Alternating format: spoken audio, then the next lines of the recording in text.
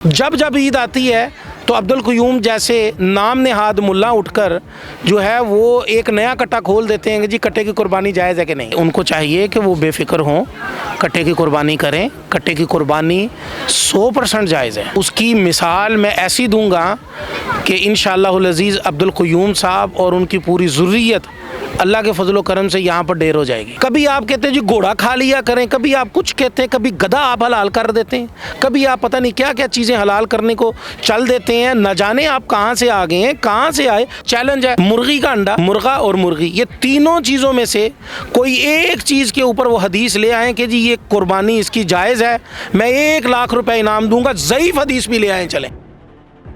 عید قربا کی آمد ہے اور اس وقت میں ان بکروں میں, ان جانوروں میں کیا کر رہا ہوں.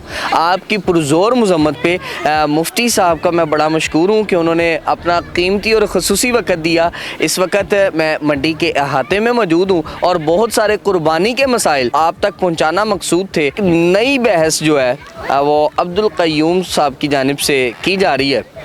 کہا یہ جا رہا ہے کہ کٹے کی قربانی ناجائز ہے, نہیں کی جا سکتی. تو سب سے پہلے تو رہنمائی لی جائے گی کیونکہ بہت سارے لوگ ہیں جنہوں نے کٹا خرید لیا ہے اور اب وہ پریشان ہیں ان مسائل کو سننے کے بعد کہ اس کی قربانی جائز نہیں تو پھر قربانی کس طرح کی جائے گی اور کیا یہ پیسے رائے گاہ چلے گئے.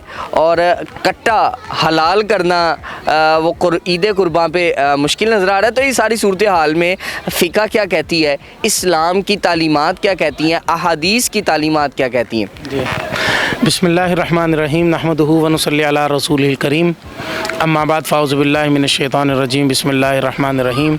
لن ینال اللہ لحومها ولا دماؤها ولکن ینالہ التقوی منکم. اللہ رب العزت ارشاد فرماتے ہیں قرآن پاک میں کہ مجھے نہ آپ کے خون کی ضرورت ہے, نہ مجھے آپ کے گوشت کی ضرورت ہے, ہمیں تو آپ کے تقوی کو دیکھنا ہے. پہلی بات تو یہ ہے. دوسری بات یہ ہے کہ آپ نے فرمایا کہ جن لوگوں نے کٹا لے لیا ہے وہ کیا کریں.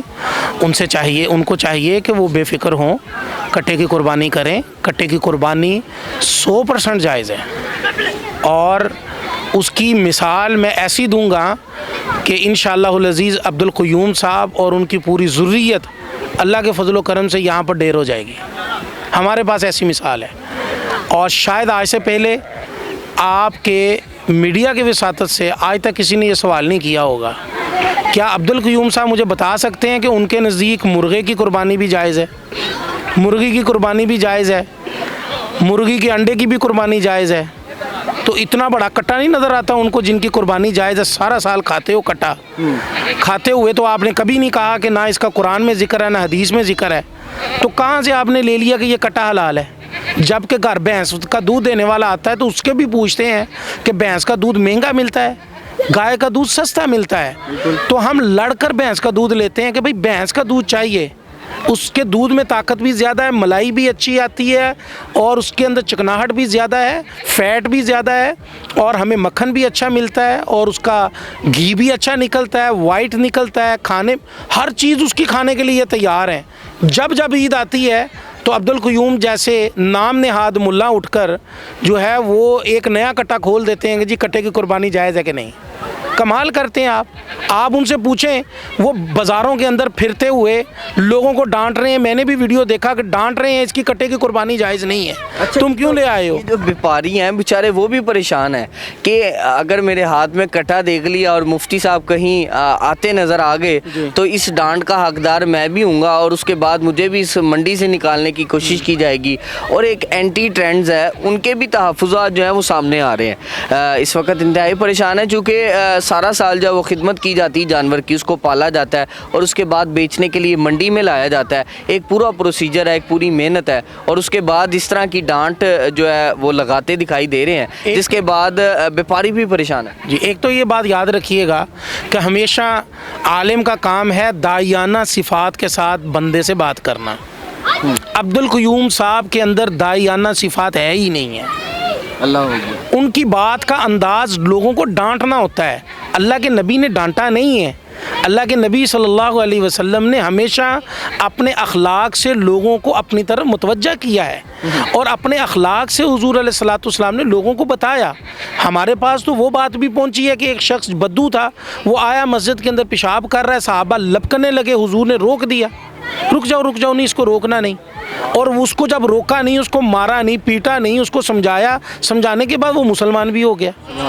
اب ہم جا کر ویپاریوں کو ڈانٹیں کہ یہ تم کیوں لے آئے ہو، اس کی قربانی نہیں ہوتی۔ بھائی تمہارے مسلک کا خود اتفاق نہیں اس بات کے اوپر، میں کسی مسلک کو ہٹ نہیں کر رہا ہوں، آپ ہی کے مسلک کے ہزاروں علماء سوشل میڈیا کے اوپر ویڈیوز موجود ہیں، میں آپ کو نکال کے دکھا سکتا ہوں، دے سکتا ہوں، فتاوے میں آپ کے اپنے مسلک کے دے سکتا ہوں کہ آپ کے مسلک کے لوگ کہہ رہے ہیں کہ قربانی کٹے کی جائز ہے، اور آپ کس ڈگر پر آئیں، کون سا دین لے آئیں؟ کبھی آپ کہتے ہیں جی گھوڑے کی قربانی کر لیں، کبھی آپ کہتے ہیں جی گھوڑا کھا لیا کریں، کبھی آپ کچھ کہتے ہیں، کبھی گدھا آپ حلال کر دیتے ہیں، کبھی آپ پتہ نہیں کیا کیا چیزیں حلال کرنے کو چل دیتے ہیں۔ نہ جانے آپ کہاں سے آ گئے ہیں، کہاں سے آئے، کون سا علم لے کر آئے، کہاں سے لے کر آئے، آپ کے علم کی ورتھ کیا ہے؟ آپ جب فقہ کو مانتے ہی نہیں ہو تو تم فقی مسائل کے مامے لگتے ہو، مامے کے پتر لگتے ہو فقی مسائل بولنے والے۔ آپ کو جب بھی کوئی بات کرنی ہے یاد رکھیں، یا تو آپ یقین رکھیں کہ فقہ کے مسائل آپ کے لیے حجت ہے، اگر آپ کے لیے حجت ہیں تو آپ بیان کریں، وغیرہ بیٹھ کر نہ فقی مسائل کو چھیڑے نہیں۔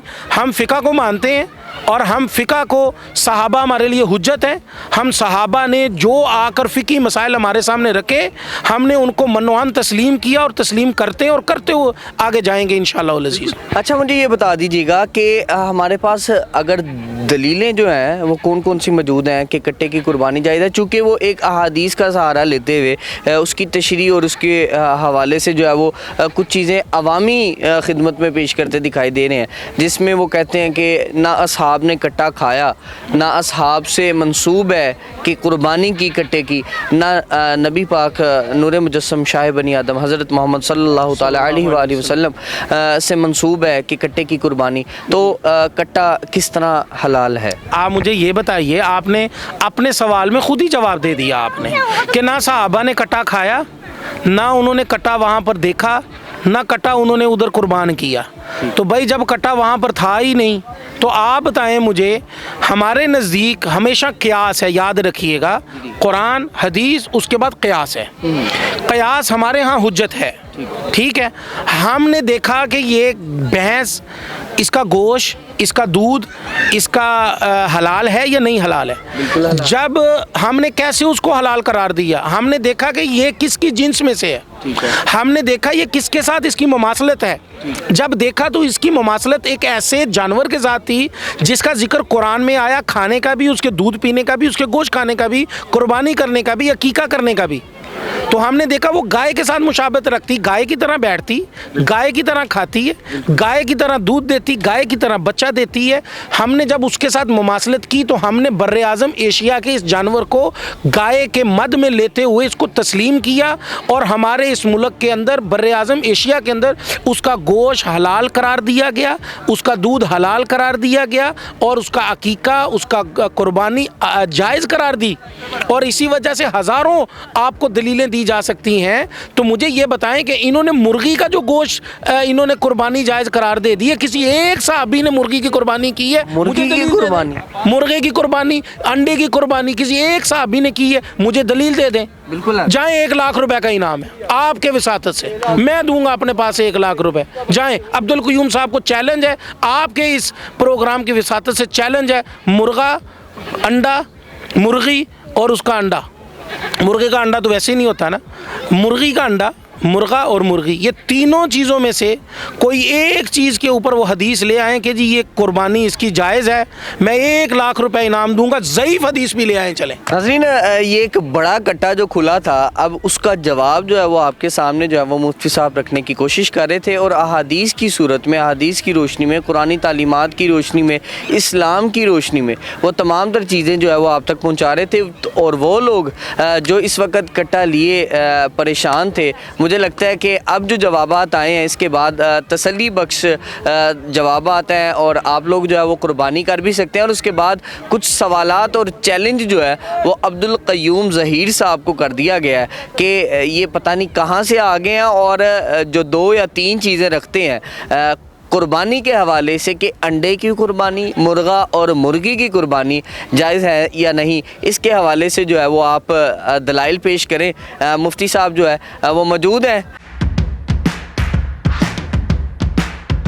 ناظرین گرامی، قبل آپ سے گزارش ہے کہ ہمارے چینل کو سبسکرائب کر لیں